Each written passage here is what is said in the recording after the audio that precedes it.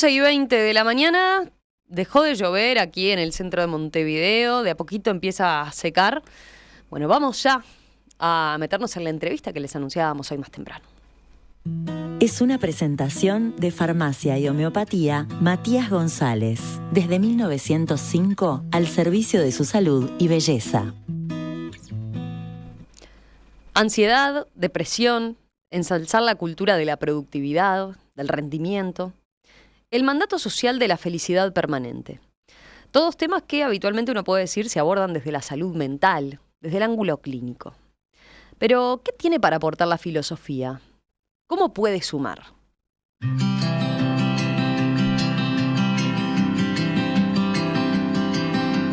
Este es el tema que se propone abordar el filósofo y divulgador argentino Nahuel Michalski, quien dará el viernes una charla sobre este asunto en el Centro Cultural Terminal Goes.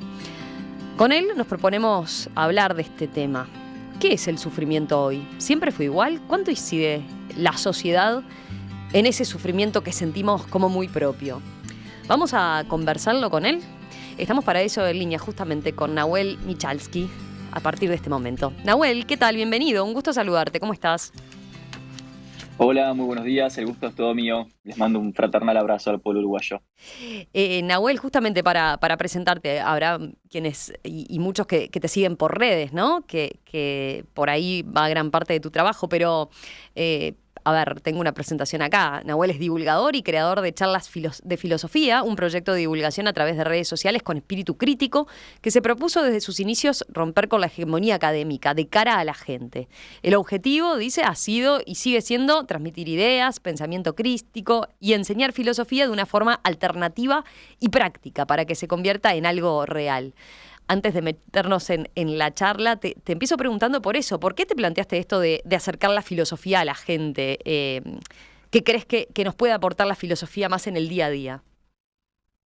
Bueno, me pasó que cuando empecé el proyecto de charlas de filosofía, fue algo que empecé apenas me recibí y yo salí de la universidad con una imagen de que la filosofía y en general lo que podríamos llamar las ciencias sociales y las humanidades eran como algo muy de nicho, ¿no? Muy de claustro, era algo muy endogámico, muy adentro de la academia y que la gente en la calle tenía problemas concretos que me parecía que podían ser totalmente abordables por la filosofía, pero también por la psicología, por la sociología, por la historia, y que no estaba pasando, o al menos no de la manera en la que yo consideraba que podía pasar, no de manera tan masiva. Así que me propuse empezar este proyecto, que era, bueno, charlar de filosofía con la gente sobre lo que le interesara, sus problemas, sus anhelos, sus deseos, sus curiosidades.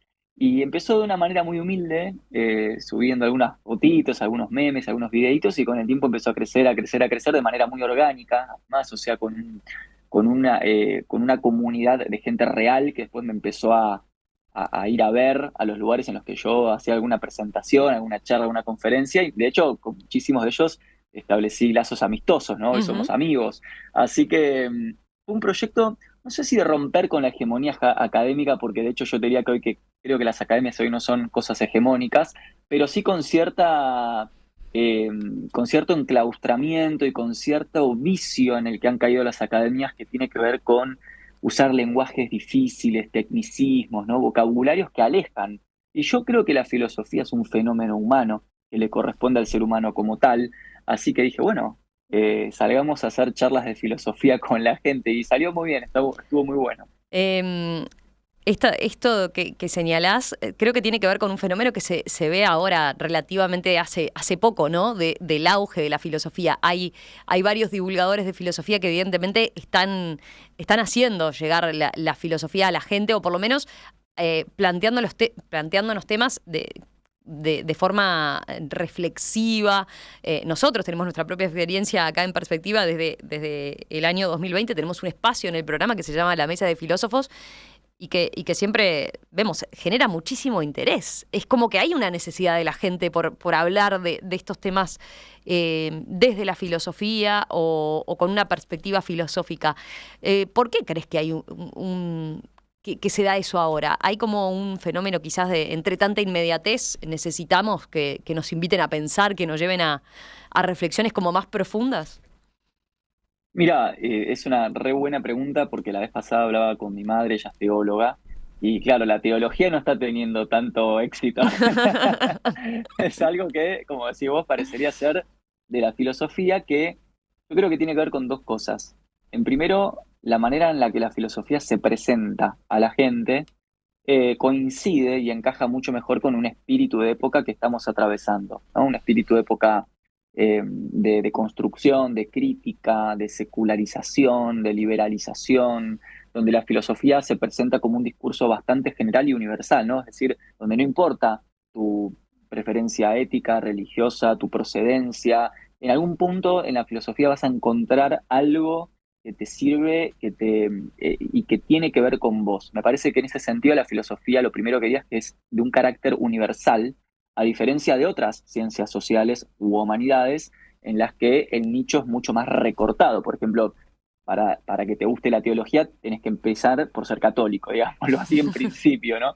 Yo creo que la filosofía esas restricciones de entrada no las tiene, se presenta como un discurso mucho más plural, más abierto, y además me parece que el segundo punto vinculado con tu pregunta es su carácter necesariamente crítico, ¿no? Estamos en una época en la que muchísimas de las certezas que veníamos manejando y las instituciones que representaban esas certezas están muy desacreditadas, han mostrado sus fallas, no han cumplido con ciertas promesas históricas de las que nosotros hemos aprendido en la escuela, en la familia, etcétera. Entonces yo creo que hay una reverberancia de un espíritu crítico muy solicitado y muy presente en los pueblos de hoy, sobre todo en la región latinoamericana, que hace que haya esta aproximación al discurso crítico de la filosofía, entendiendo que la filosofía es el discurso crítico por excelencia, ¿no? Está en Ajá. el origen mismo de la disciplina.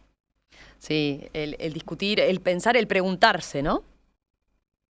Sí, el enfoque, mira, me gusta mucho la palabra, una expresión de Nietzsche, que tus filósofos de ahí de la mesa lo deben haber trabajado ya, que es el espíritu de sospecha, ¿no? La Ujú. filosofía nos permite sospechar, y yo siempre, digamos, discuto un poco con la posición también muy posmoderna de sospechar por sospechar y solo Claro. sospechar. Yo creo que la sospecha es el primer momento de un segundo momento que le sigue, que es la construcción. Entonces, a mí me gusta sospechar para construir, ¿no? Y un poco el proyecto de charla de filosofía va por ahí.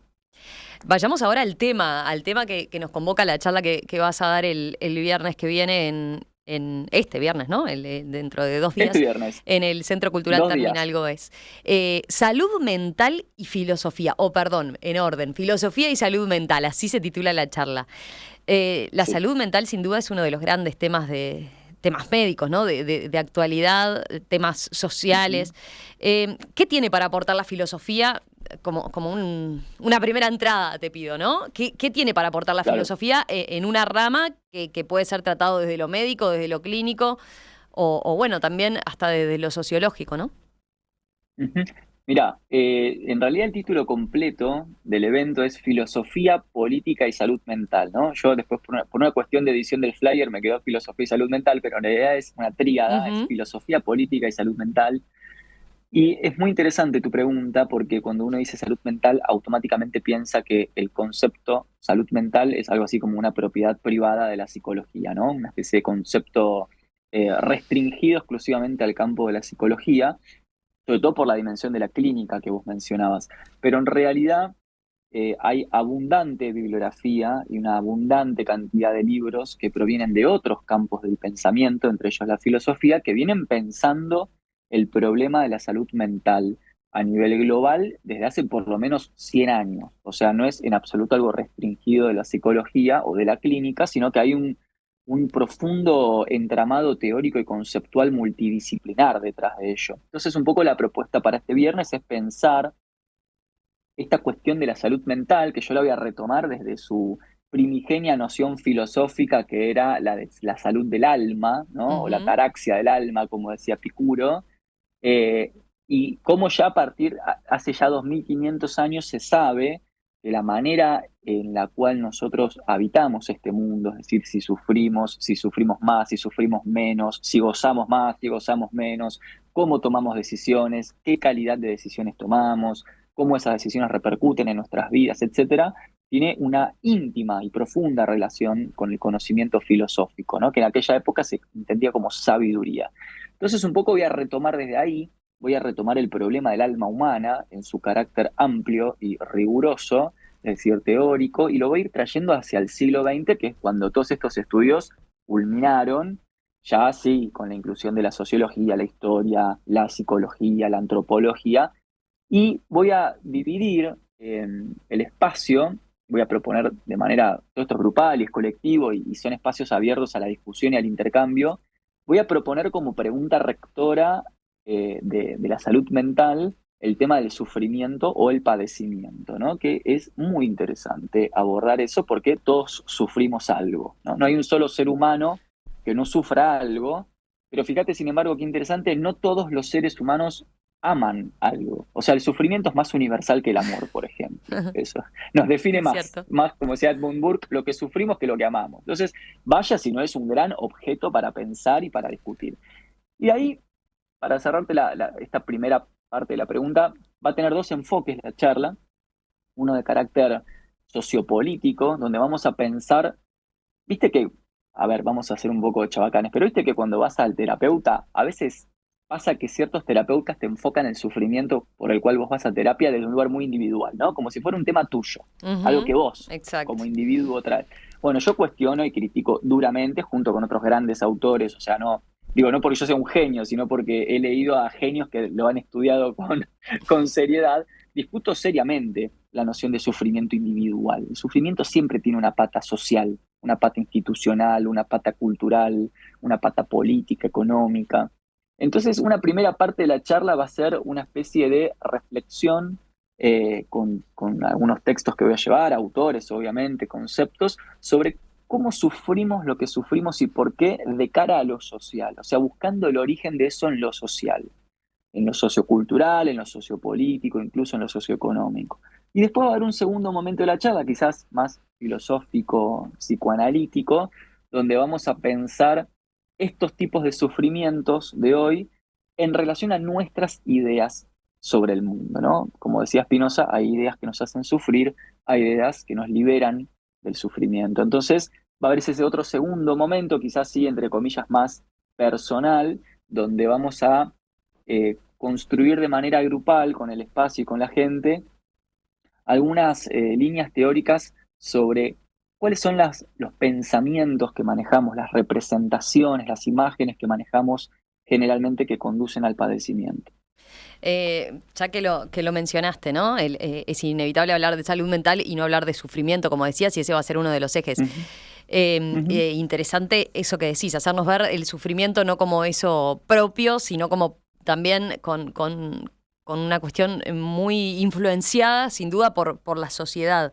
Pero, a ver, el concepto de sufrimiento como tal también te lo he escuchado incluso decir a ti, ¿no? Ha ido cambiando a lo largo de la historia, ¿no? Ujú, Eh, ujú, claro. ¿En qué consiste sufrir hoy? ¿Cómo lo resumirías vos? ¿Qué es lo que percibís? Mira, no te quiero spoilear la charla, ¿no? Digamos, algo lo voy a dejar para la charla, que será como, bueno, un poco la sorpresa y la propuesta, pero en principio a mí me gusta empezar por acá, me gusta empezar pensando, valga la redundancia, con el grupo y con la gente que esté presente el viernes, que si en otras épocas, a ver, vamos a partir de acá, el sufrimiento es algo histórico, existe desde el día uno en el que está el ser humano hasta hoy, o sea, eso ya de por sí es bastante notable porque si bien hay ciertas cosas que van cambiando con la historia en nuestras culturas, el sufrimiento permanece. Es como uno podría decir, bueno, el mal permanece. Ujú. El mal y el sufrimiento es parte de esta vida. Una parte, te diría, necesaria e incluso deseable, dirían los estoicos. No hay que atravesarlo,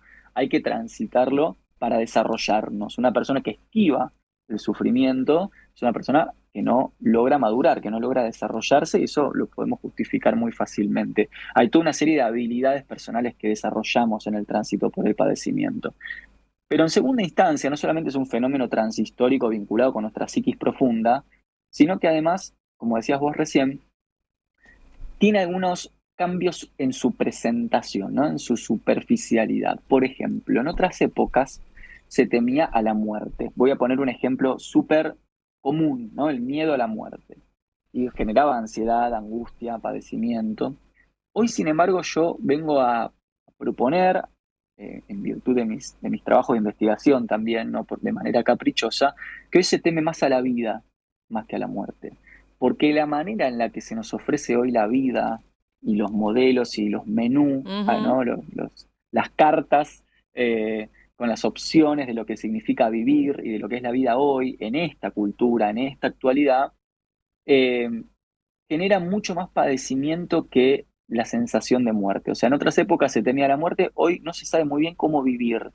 ¿Por qué? Bueno, hay diagnósticos culturales, por ejemplo, la absoluta predominancia del nihilismo, ¿no? Que nos afecta existencialmente.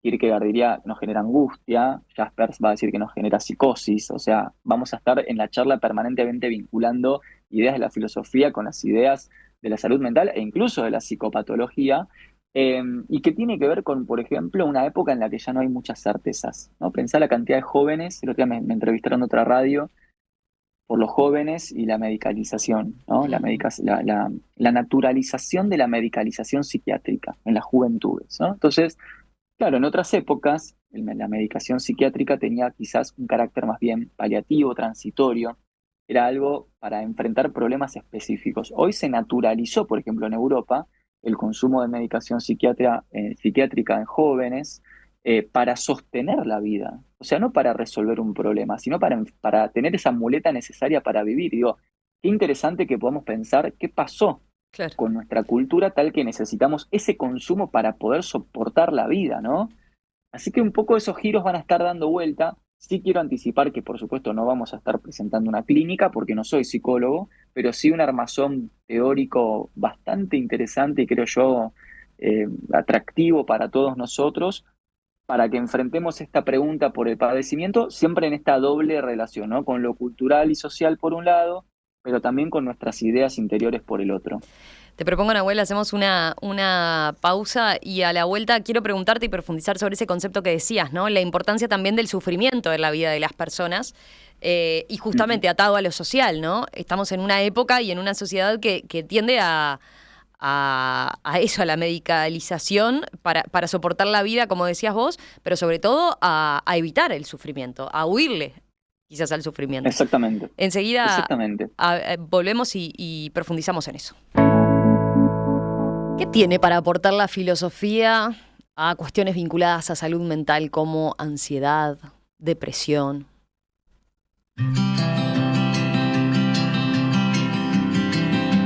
De eso estamos conversando esta mañana aquí en Perspectiva con Nahuel Michalski, que es licenciado y profesor en filosofía por la Universidad de Buenos Aires, está doctorando en Ciencias Sociales y Humanidades por la Universidad Nacional de Río Negro y que justamente va a estar este próximo viernes a las 19 horas en el Centro Cultural Terminal Goes para dar una charla que ha titulado Filosofía y Salud Mental, ¿es posible superar el sufrimiento?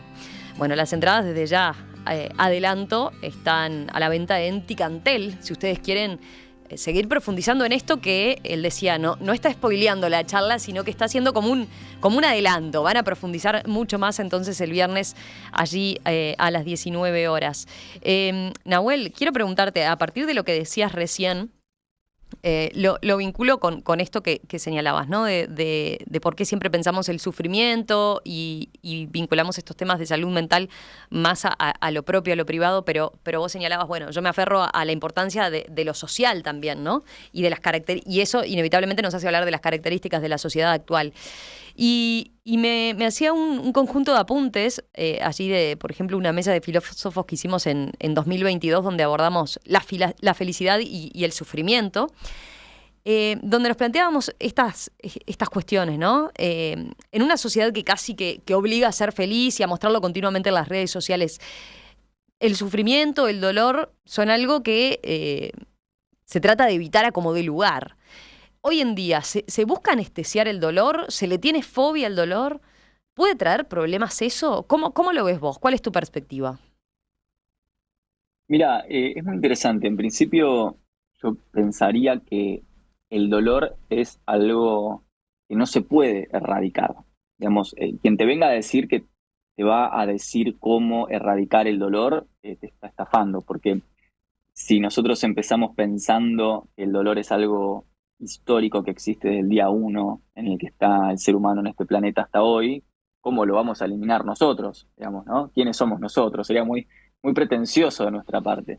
Yo diría más bien, me gustan más bien los enfoques estoicos, de la tradición estoica, que fue una tradición de filósofos helenos, que se preocuparon mucho por qué relación había entre sabiduría y padecimiento, ¿no? O sea, qué relación había entre ser sabio y sufrir.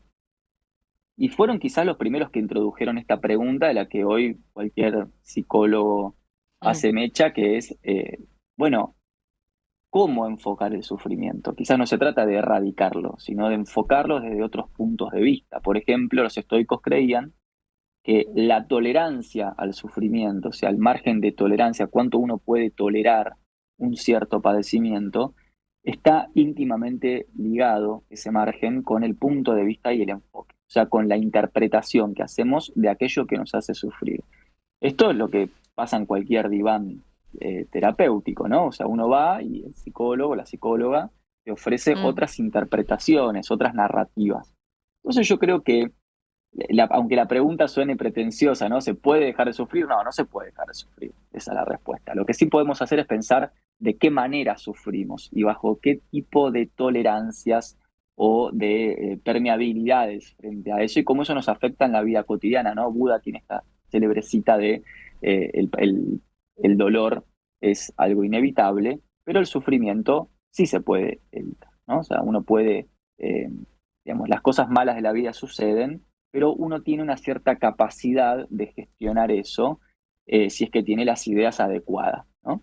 Entonces, un poco lo pensaría por ahí. Creo que cualquier propuesta que venga desde las narrativas New Age, Mm. las espiritualidades blandas, que hoy están muy en boga en redes sociales y que te ofrecen, como decías vos, ¿no? Un mundo plastificado, maquillado, de felicidad eterna, donde el ser humano no sufre, y una suerte de... Me hiciste acordar a Un Mundo Feliz, ¿no? De Aldous Huxley, ¿no? El libro de donde finalmente el sufrimiento es erradicado de la tierra. Creo que es más de la literatura y de un cierto negocio que hoy se hace con las vulnerabilidades de las personas, eh, más que algo realmente posible. Lo que sí creo que es posible es no solamente cambiar los puntos de enfoque para cambiar los modos del sufrir, sino que creo que también es deseable porque desde el punto de vista ético y práctico nos hace mejores personas. Eso es un hecho antropológico, que una persona que ha transitado de manera sabia el sufrimiento ante los sucesos de la vida, se hace efectivamente más fuerte, más preparada, más habilidosa, más sabia en un término, digamos, a la manera de los sabios antiguos, ¿no? O sea, más preparada. Entonces creo que esa es la propuesta, porque yo vengo peleándome bastante Ujú. con divulgadores de técnicas del bienestar, prácticas del bienestar, del pare de Sí, sufrir, que hoy están, pero son tendencia en las redes sí. sociales y que creo que están apoyadas en una gran estafa que es hacerle pensar a la gente que puede literalmente dejar de sufrir y eso es imposible porque el sufrimiento es un afecto, es parte de la antropología del ser humano como lo es la felicidad. Es decir, pensar que uno puede dejar de sufrir es como pensar que puede dejar de gozar cada vez que toma un vaso de la gaseosa que le gusta. Digamos. Es algo imposible de erradicar, incluso indeseable de erradicar, pero sí me parece interesante pensar los cambios de punto de vista y de perspectiva, las reconstrucciones interpretativas que hacemos sobre eso. Y ahí yo voy a traer un tema en la charla que es estrictamente teórico, que es la importancia que tiene para nuestros afectos, para lo que nos pasa en la dimensión afectiva, el lenguaje. El lenguaje es central. Y fíjate que es tan central y sin embargo es lo que menos, para lo que menos nos preparan y para lo que menos nos educan en las instituciones educativas oficiales desde que somos pequeños, ¿no? O sea, prácticamente, ¿cuántas personas salen de la escuela sabiendo que la manera en la cual se vinculan con su lenguaje es la manera en la cual se van a disponer afectivamente frente al mundo, ¿no? Eso lo vamos a tocar y lo vamos a tocar en relación, como decíamos recién, a los modos en los cuales la sociedad y la cultura y los problemas colectivos intervienen en el lenguaje, intervienen en las imágenes que nos hacemos de las cosas e intervienen, por tanto, en la capa afectiva e intelectual de nuestra antropología. Está bueno, me parece bien interesante eso que señalás, ¿no? De que te venís peleando, decías, contra esta tendencia, ¿no? Que hay. Es como que ¿entendés que la filosofía tiene ahí un rol a jugar en esto, en este mandato social de la felicidad permanente? ¿Crees que ahí hay Sí, porque para pinchar, Sí, digamos? porque, sí, porque están haciendo un mercado con el sufrimiento de las personas. Entonces, cuando vos tenés gente que viene que cobra actividades, digamos, con valores exorbitantes y que la propuesta detrás de esa actividad, que siempre está muy bien maquillada, ¿no? Siempre es con palabras grandilocuentes, como conciencia, desarrollo personal, etcétera. En el fondo te vienen a decir, con esta técnica vos dejás de pasarla mal, te están estafando. Y a mí me molesta que se cometan estafas y sobre todo estafas con respecto a la salud mental de las personas, que es donde la persona es más vulnerable y frágil, ¿no? Así que ese corrimiento yo lo hago permanentemente y me ha costado, por supuesto, he recibido mis críticas y me he hecho mis enemigos porque uno se mete con intereses ajenos, pero bueno, creo que la filosofía hoy tiene, como decías al principio del encuentro, el rol de no solamente la sospecha y la crítica, sino de la denuncia, ¿no? De señalar y decir, esto no es filosofía, esto no es sabiduría, esto parece que lo es, pero cuidado. Eh, Me parece que va un poco por ahí. Vos planteaste el concepto de sufrimiento como central en esta charla y te consulto por otro concepto, por el de frustración, ¿no? Que dentro del espectro Ujú, de padecimientos, digamos, de la sociedad actual, ujú, también colabora o puede tener claro. su origen en Ujú, patologías mentales. ¿Cómo lo observás? ¿Cómo ves o cuáles son tus reflexiones a propósito de la aversión que tenemos hoy también a la frustración? ujú. Bueno, en realidad nosotros vamos a tocar, o sea, el sufrimiento es como la felicidad, una experiencia afectiva primaria, ¿no? Es decir, es como una de esos momentos afectivos que tienen un carácter principal en relación a otras derivaciones secundarias. Por ejemplo, si el sufrimiento es lo primario, lo principal, tanto como lo es la felicidad o el goce, y es muy interesante, nota al pie, vos sabés que a partir del siglo XVIII, o sea, de los años 1700, los filósofos europeos, que fueron los precursores de lo que después se llamó psicología, empezaron a armar las tablas de los afectos humanos. O sea, Ujú. empíricamente, ¿qué es lo que sufre el alma humana? Bueno, miedo, frustración, impotencia, angustia, etcétera. ¿Y qué es lo que goza el alma humana? Bueno, placer, certeza, confianza. O sea, estas cosas que vamos a estar mencionando vienen trabajándose hace por lo menos 300, 400 años en la tradición de la filosofía moderna para entender el comportamiento de lo que después hoy nosotros vamos a llamar psiquis, por ejemplo. ¿Sí?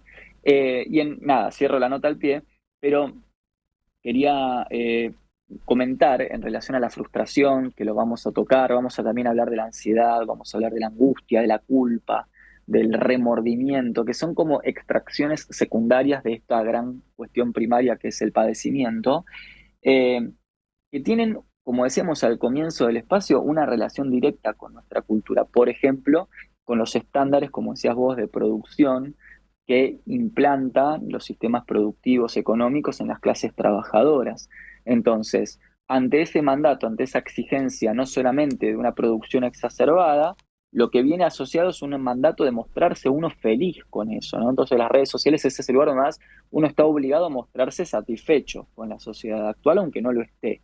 Y cómo esos estándares se van moviendo, generando lugares para la vara de la autoevaluación en los cuales las personas no llegan, pero no porque sean incapaces, sino porque esos lugares donde las varas son puestas son ficticios. Ujú. Entonces hay que empezar a deconstruir también qué es lo que entendemos como criterio de producción, de éxito en la vida, de satisfacción, y no solamente en términos laborales, económicos, barra profesionales, vocacionales, sino amorosos, amistosos, afectivos, familiares, deportivos, porque vamos a centrarnos durante un rato largo, el viernes, en tocar un tema que es transversal a tu experiencia cotidiana. O sea, te pasa de lunes a lunes. Sí. Entonces, vamos a Y ahí mostrar volviendo a la pregunta del estas inicio, ¿no? Ahí vertientes. estás dando en un punto clave que tiene que ver con el rol de la filosofía, ¿no? En eso de cuestionarnos y Claro. pensarnos, eso, como sociedad, a ver, ese modelo, ¿a dónde me lleva? ¿A qué me lleva? Entonces, yo, ¿por qué sigo Ujú, ese parámetro, no?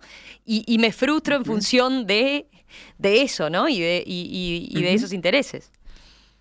De mandatos que son impuestos, de valores heredados, que no es que están mal ni bien, a mí no me gustan los juicios éticos, toda mi teoría y mi investigación doctoral la llevo a cabo de un punto de vista funcional antropológico, es decir, pensando cómo funciona el ser humano y la sociedad en la que vive, más que juzgando éticamente el bien y el mal, me parecería hasta casi simplista, ¿no? Ir a decir, bueno, el hiperproductivismo está mal, el ocio está bien, digamos, para eso no hace falta estudiar filosofía, simplemente alcanza con trabajar para darse cuenta, ¿no? Pero me gustaría más bien pensar el rol de la filosofía con respecto a estas cosas desde un punto de vista más complejo, digamos, más de cómo realmente funciona el ser humano y por qué le pasa lo que le pasa en relación a la sociedad de la que forma parte, los valores que hereda, el espíritu de época. Fíjate, nosotros estamos en una época duramente posmoderna, es decir, donde ya se consagró la muerte de Dios, como decía Nietzsche. O sea, ya no hay valores claros,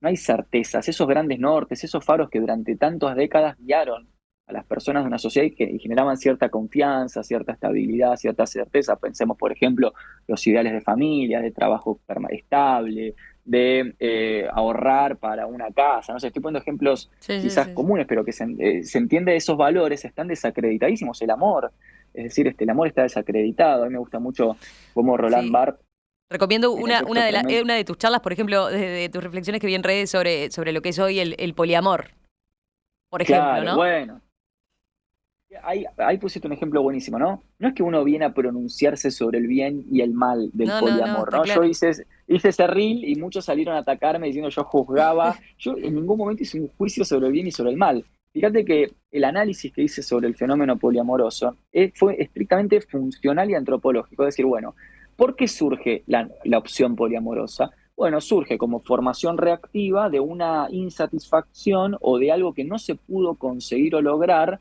con la promesa moderna del amor estable y eterno. Como la gente entendió o aprendió o naturalizó que eso de sentirse pleno con una sola persona parece ser imposible, porque son más las frustraciones amorosas que los éxitos, entonces empezamos a indagar otras alternativas y otras opciones, entre ellas, por ejemplo, lo que llamamos el poliamor. Eso no es un juicio ético, es un juicio que tiene que ver con el análisis de cómo funciona una sociedad, incluso en clave histórica.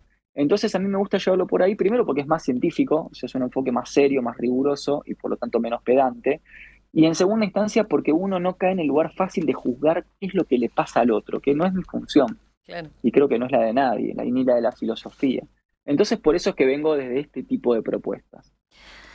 Buenísimo, Nahuel. Bueno, en la charla del viernes, ¿te imaginás para un público en particular? Es abierta claramente a todo público, accediendo a la Ujú. entrada allí en Ticantel, decía yo, Sí. pero ¿se la recomendarías a alguien en particular? Bueno, para empezar, quiero que venga gente feliz. No, mentira, es un chiste. No, no, no. No. Las dos veces que estuve en Montevideo, la verdad que fueron experiencias hermosas porque fue un público súper diverso. Es incluso, o sea, somos tan hermanos con los uruguayos y sin embargo la experiencia de dar una charla para argentinos tiene diferencias con respecto a hacerla en Uruguay. Eso fue también muy hermoso y fue muy diverso. Me parece que no hay ninguna recomendación porque otra vez todos sufrimos algo. Incluso el que te está hablando enfrente, el mejor coach, el psicólogo, el pastor, el periodista, el profesor de filo, todos sufren algo. No existe el no sufrimiento. Entonces, es libre y abierto para que la gente venga. Y sí, hago la invitación acá, como la hice en otros programas, de que vengan como vengan y como quieran, pero si se animan a soltarse un poco y a conversar y construir grupalmente con el grupo, va a estar mucho mejor, porque lo que yo me llevo de estos años de divulgación y hacer charlas y conferencias es que la riqueza del espacio surge cuando la gente empieza a hablar. Entonces, yo trato de picar un poco, estoy ahí, pico, leo fragmentos, tiro de piolincito hasta que empiezan a levantar la mano y empiezan a contar y a contar y a contar. Claro, el tema es que ahora vamos a hablar del sufrimiento, una cosa es un debate político, otra cosa, che, esto me hace sufrir. Y bueno, ahí la gente tiene que abrir Y un capaz que ahí los cierto uruguayos te damos un fuero. poquito más de trabajo. Y claro, ¿no? En soltarnos capítulos más. fuero íntimo, y hay un poquito de eso, entonces, pero que vengan tranquis porque la idea es pasarla bien, no es no es deprimirnos, sino, che, vamos a hacer un diagnóstico de lo que nos está pasando para pensar cómo lo podemos transitar de mejor manera. Esa es la propuesta. Buen diagnóstico para un buen curso de acción. Hoy creo que un problema que tenemos es que nos dicen mucho lo que tenemos que hacer, pero los diagnósticos de por qué estamos como estamos son muy malos. Entonces, un rol de la filosofía, que es un rol epistémico, es venir a colaborar con los diagnósticos para poder transitar mejor el sufrimiento, que es necesario y es deseable para hacernos más fuertes y más habilidosos en muchísimas cosas de la vida. Nahuel Michalski, filósofo, divulgador de temas filosóficos, quien va a estar entonces el próximo viernes dando una charla sobre filosofía y salud mental. ¿Es posible superar el sufrimiento? Así se titula. Vamos a seguir en contacto, volvemos a conversar en cualquier momento y bueno, y éxitos entonces en el conversatorio del próximo viernes en el Centro Cultural Terminal Goes. Gracias, Bueno, Nahuel. te agradezco a vos mucho por el tiempo y por el espacio y a toda la gente que te escucha. Un abrazo.